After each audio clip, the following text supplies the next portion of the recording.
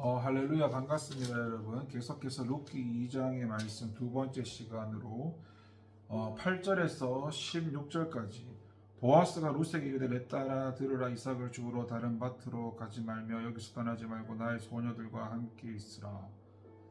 그들이 베는 밭을 보고 그들을 따르라. 내가 그 소년들에게 명령하여 너를 건드리지 말라 하였느니라. 목이 마르거든 그릇에 가서 소년들이 길어온 것을 마실지니라 하는지라. 룻이 엎드려 얼굴을 땅에 대고 절하며 그에게 이르되 나는 이방 여인이니 당신이 어찌하여 내게 은혜를 베푸시며 나를 돌보시니까 하니 보아스가 그에 대답하되 이르되 내 남편이 죽은 후에 네가 시어머니에게 행한 모든 것과 내 부모와 고국을 떠나 전에 알지 못하던 백성에게 온 일이 내게 분명히 알려졌느니라.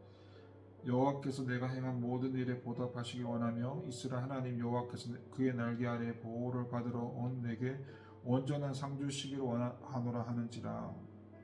룻이 이르되 내 주여 내가 당신께 은혜 있기를 원하는데 나는 당신의 하녀 중에 하나와도 같지 못하오나 당신이 이 하녀를 위로하시고 마음을 기쁘게 하는 말씀하셨나이다니라. 식사할 때 보아스가 룻에게 이르되 이리로 와서 떡을 먹으며 내 떡 조각을 초에 찍으라 하므로 룻이 곡식 베는 자 곁에 앉으니 그가 볶은 곡식을 주매 룻이 배불리 먹고 남았더라. 룻이 이삭을 주러 일어날 때에도 보아스가 자기 손들에게 명령하여 이르되 그에게 곡식 단 사이에서 줍게 하고 책망하지 말며 또 그를 위하여 곡식 다발에서 조금씩 뽑아서 버려서 그에게 줍게 하고 꾸짖지 말라 하시니라. 아멘. 여러분, 이 2장의 두 번째 단락으로 보아스가 시어머니를 봉양하기 위해 자신의 밭에서 이삭 줍는 일을 하고 있던 룻을 불러가지고 호의를 베푸는 장면인데요. 룻의 이 시어머니에 대한 효행과 하나님께 대한 신앙을 익히 들어 알고 있었던 보아스는 룻에게 볕단을 먹는 여인들의 옆에서 이삭을 줍게 하는가 하면 길러온 물을 먹을 수 있게 하였고 또 먹을 것을 풍족하게 주는 등의 온갖 호의를 다 베풀어 줬습니다. 이에 룻은 자신의 처지와 신분에 비해서 과분하게 베풀어지는 그런 보아스의 호의에 놀라서 진정한 감사를 표현했는데 호의를 베푸는 보아스와 그 호의를 받는 룻의 태도는 우리에게 큰 감동으로 전해지고 있는데 본문을 보게 되면 이 보아스는 부자고 또 유력한 사람이었음에도 불구하고 한낱 가난한 이방 여인에 불과했던 룻에게 특별한 관심을 가지고 그녀의 어려움을 도우려고 했습니다. 이는 보아스가 철저하게 하나님의 율법을 준수하는 진실한 신앙인이었고 또 진정으로 이웃을 사랑할 줄 아는 훌륭한 인격자임을 나타내는 것입니다. 우리들 역시도 알아야 하는 것은 입으로만 사랑을 이야기할 것이 아니라 배고픈 사람에게 밥을 사주는 돈을 주던 실천이 따라야 한다는 것이고 도움이 필요한 사람에게 도움을 줄 수 있어야 되고 하나님의 사랑을 가지고 이웃과 가난하고 소외된 자들에게까지도 사랑을 실천하며 살아야 한다는 것이죠. 계속해서 본문을 보게 되면 이 보아스는 룻이 이방 여인에서도 불구하고 그녀를 불러서 다른 가난한 사람들에게는 허락하지 않았던 여러 가지 특권을 허락했습니다. 룻으로 하여금 자신의 밭에서 이삭을 주울 수 있도록 했고 또 목이 마를 때에는 길러온 물을 마실 수 있게 했고 식사할 때 볶은 곡식을 많이 주어서 배불리 먹게 하였을 뿐만 아니라 이삭을 곡식 단사에 줍게 하고 또 룻이 주울 수 있도록 일꾼들에게 곡식 다발에서 조금씩 뽑아 버리도록 명했던 것인데 그래서 룻은 더 많은 이삭을 주울 수 있게 되었던 것입니다. 그렇다면 보아스는 과연 무엇 때문에 이처럼 룻에게 남다른 특권을 주었던 것일까요? 그것은 아마도 그녀가 자신의 친족인 엘리멜렉의 며느리로 시어머니에게 효를 다하였을 뿐만 아니라 지금 그 처지가 매우 불쌍하게 되었기 때문일 수도 있습니다.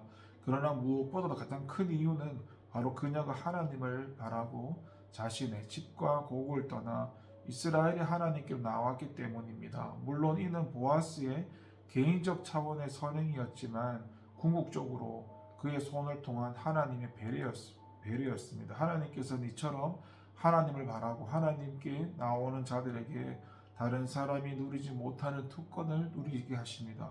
우리들 역시도 이 사실을 기억하면서 하나님께 나아가기를 바랍니다. 저와 여러분은 그 어떤 사람이 누렸던 특권보다도 더 크고 놀라운 특권인 바로 예수 그리스도를 믿고 하나님의 구원하심을 받은 최고의 특권을 받은 자들입니다.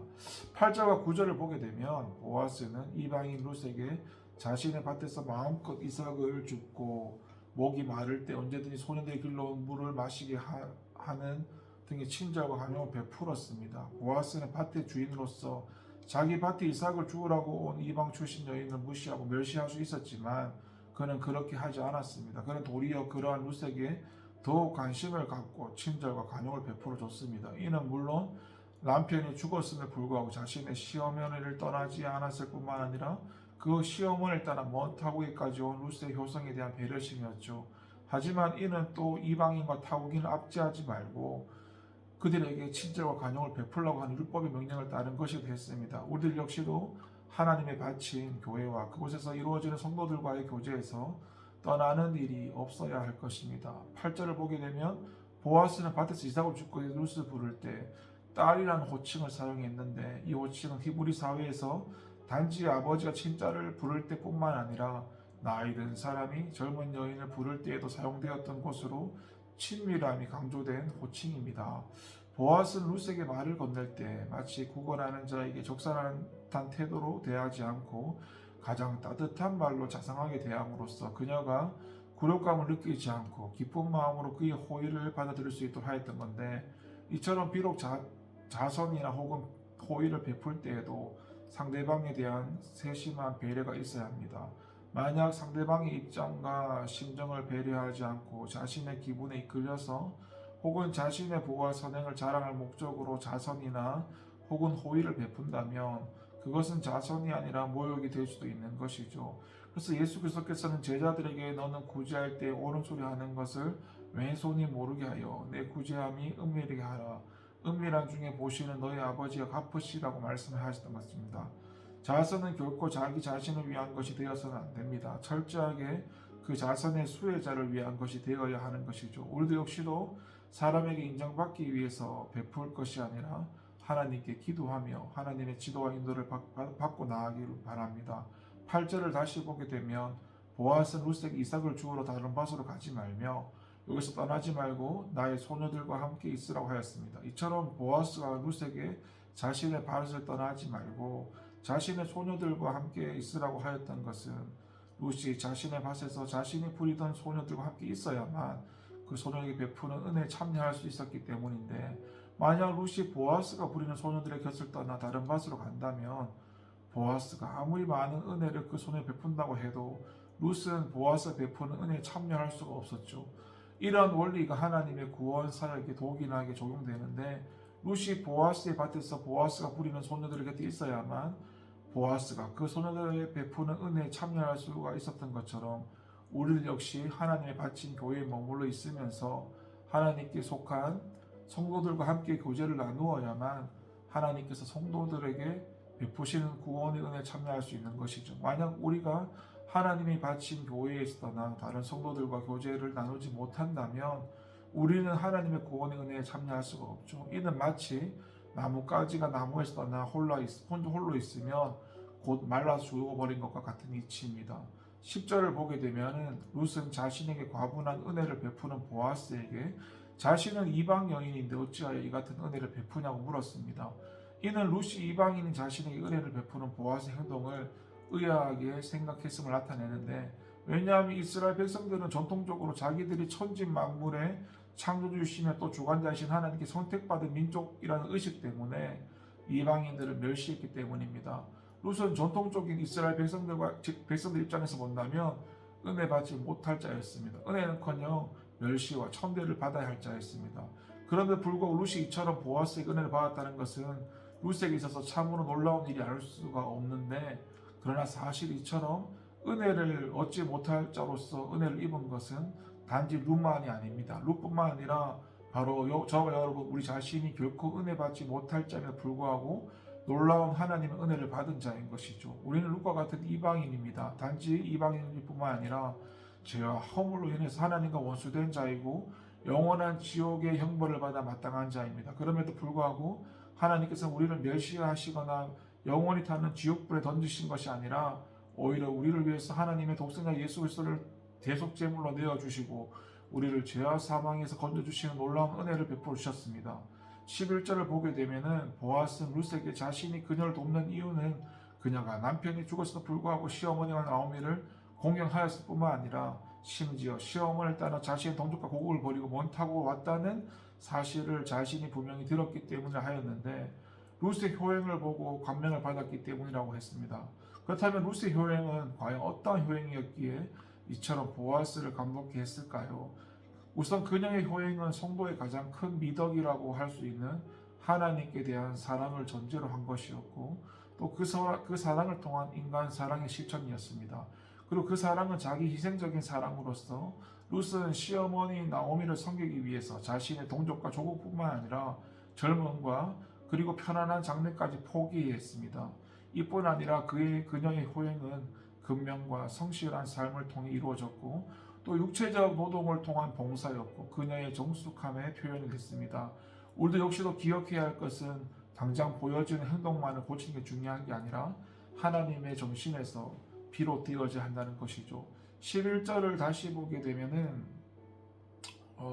11절에서 보면은 보아스는 무엇 때문에 이방인이 자신에게 은혜를 베푸는지를 묻는 룻에게 내 남편이 죽은 후로 내가 시어머니에게 행한 모든 것과 내 부모와 고국을 떠나 전에 알지 못하던 백성에게 온 일이 내게 분명히 들렸기 때문에 하였는데 룻이 자기 남편이 죽었음에도 불구하고 자신의 시어머니 나오미를 극진히 복령했을 뿐만 아니라 또한 여호와 하나님을 진심으로 믿고 그 하나님의 백성이 되기 위해서 부모와 고국을 버리고 이스라엘 땅으로 오는 선을 행했기 때문에 자신이 그 선행에 대한 보답을 하는 것이라고 했습니다. 사실 룻은 이와 같은 보답을 받기 위해서 선행을 한 것은 아니었습니다. 단지 시어머니 나오미를 진심으로 사랑했기 때문이고 또 그 나오미가 믿는 하나님을 진심으로 믿고 자신도 그 하나님의 백성이 되기를 간절히 원했기 때문에 시어머니를 따라 이스라엘 땅으로 온 것뿐이었습니다. 그럼에도 불구하고 하나님께서 룻의 이와 같은 선행을 잊지 않으시고 보아스를 통해 그녀에게 보답하셨던 것인데 오늘도 역시도 하나님을 바라보고 소망하는 자세로 살아가기를 바랍니다. 11절과 12절에서 보아스는 왜 이방인인 자신에게 은혜를 베풀었는지에 대한 묻고 있는 룻에게 그녀가 남편이 죽은 이후에 시어머니를 성실껏 모신 일과 또 여호와 하나님을 온전히 믿어 부모와 고국을 버리고 이스라엘 땅으로 온 일을 자신이 들었고 하나님께서 그러한 그녀의 선행과 믿음에 대하여 보응하시고 상 주시기 원하기 때문에 하였습니다. 룻의 선행과 믿음에 대해서 하나님께서 보응하시고 상 주시기 원했기 때문에 자신이 하나님을 대신해서 그녀에게 은혜를 베풀었다는 것입니다. 사실 보아스가 이처럼 하나님께서 룻의 선행과 믿음에 대해서 보응하시고 상 주시기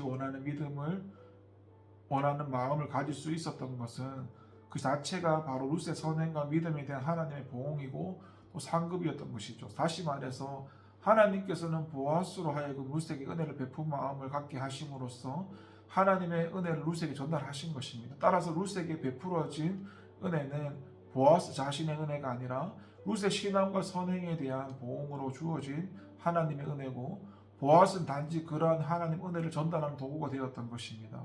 하나님께서는 하나님을 경외하는 자들의 손을 통해서 하나님의 은혜를 전달하시기를 기뻐하시듯이 우리들 역시도 하나님 은혜를 전달하는 도구로 쓰임받기를 소망합니다. 13절을 보게 되면 룻은 자신에게 은혜를 베푸는 이유를 설명한 보아스에게 내 주여 내가 당신께 은혜 있기를 원한다고 대답했는데 이는 보아스가 베푸는 은혜를 받아들이겠다는 수락의 의미를 넘어서서 그 은혜를 반드시 베풀어 달라고 하는 간청의 의미를 담고 있습니다. 룻은 보아스가 베푸는 은혜를 수동적으로 받아들이기만 한 것이 아니라 오히려 적극적으로 그 은혜를 구했던 것입니다. 이처럼 룻이 보아스에게 은혜를 입는 것은 부담스럽게 여기거나 혹은 부끄럽게 여기지 않고 오히려 그 은혜를 입기를 간절히 원했고 적극적으로 구했기 때문에 보아스는 룻에게 마음껏 호의를 베풀 수 있었고 룻 또한 보아스가 베푸는 호의로 인해서 큰 기쁨을 누릴 수 있었던 것입니다. 하나님의 은혜는 적극적으로 구하는 자에게 임하고 간절히 은혜 입기를 원하는 마음이 없는 자는 하나님의 크신 은혜를 입을 수가 없듯이 우리들 역시도 간절한 마음으로 주님께 나아가기를 소망합니다. 룻은 자신에게 은혜를 베풀겠다는 보아스에게 내 주여 내가 당신께 은혜 있기를 원한다고 대답했는데 이는 어찌 보면 참으로 염치가 없는 대답처럼 보이기도 합니다. 왜냐하면 비록 보아스가 룻을 긍휼히 여겨서 이처럼 그에게 은혜를 베풀겠다고 말하였을지라도 그가 진정으로 겸손한 여자라면 자신은 그와 같은 은혜를 받을 만한 자격이 없는 여자라고 하면서 사양하는 것이 마땅하다고 생각할 수도 있기 때문입니다. 하지만 그것은 그렇지가 않죠. 만약 룻이 자신에게 은혜를 베풀겠다 하는 보아스의 호의를 거절했다면 이것은 겸손한 태도가 아니라 오히려 보아스의 호의를 무시하고 부끄럽게 만드는 것이며 또 자신은 그와 같은 은혜를 받지 않아도 얼마든지 살아갈 수 있다고 하는 일종의 교만이 되었을 수도 있습니다. 차라리 보아스에게 은혜를 입어야만 살아갈 수 있는 자신의 처지를 겸손하게 인정하고 보아스의 호의를 기쁘게 받아들였던 룻의 태도야말로 진정한 감사의 표시고 또한 겸손한 자세라고 할 수가 있는 것이죠. 14절을 보게 되면 보아스는 룻에게 자신의 곁으로 와서 자신과 함께 떡을 먹으며 그녀의 똑조각을 초에 찍으라고 하였습니다. 이것은 룻을 자신이 먹는 상에서 함께 먹도록 배려했고 자신의 가족과 같이 대접한 것입니다. 사실 한낱 가난한 이방 여인에 불과했던 룻에게 있어서 이와 같은 대접은 파격적인 대접입니다. 보아스가 룻에게 이와 같은 대접을 하였던 것은 그가 룻을 자신이 돌봐야 할 이웃으로 여기고 진심으로 그녀가 자신과 똑같은 기쁨과 행복을 누리기를 원했기 때문인데 진정한 이웃 사랑이라는 것이 이처럼 그 이웃이 자신과 똑같은 행복을 누리게 되기를 진심으로 원하는 것입니다. 이런 마음이 없다면 그것은 결코 진정한 이웃 사랑을 할 수가 없죠. 우리들 역시도 이와 같은 마음으로 살아갈 수 있기를 소망합니다. 14절 다시 보게 되면 룻이 보아스에게 받은 볶은 보식을 배불리 먹고 남겼다고 했는데 이는 보아스를 통해서 룻에게 주어진 은혜가 그만큼 풍성했다는 것입니다. 하나님께서는 보아스를 통해 룻에게 은혜를 베푸시되 넘치도록 풍성하게 부어주셨습니다. 이처럼 하나님께서는 하나님 백성에게 베푸시는 은혜는 언제나 풍성합니다. 그래서 하나님께 은혜를 입은 자는 어떠한 형편에 처하더라도 이 땅에서 부족함이 없는 풍성한 삶을 살아갈 수가 있는 것이죠. 우리 역시도 지금 살아가는 모든 것들이 하나님이 주시는 풍성한 은혜라는 것을 기억하며 모든 것에 감사하며 살아가기를 바랍니다. 기도하겠습니다. 하나님 감사합니다. 오늘 룻기 2장 두 번째 시간을 가지고 말씀을 나눕니다.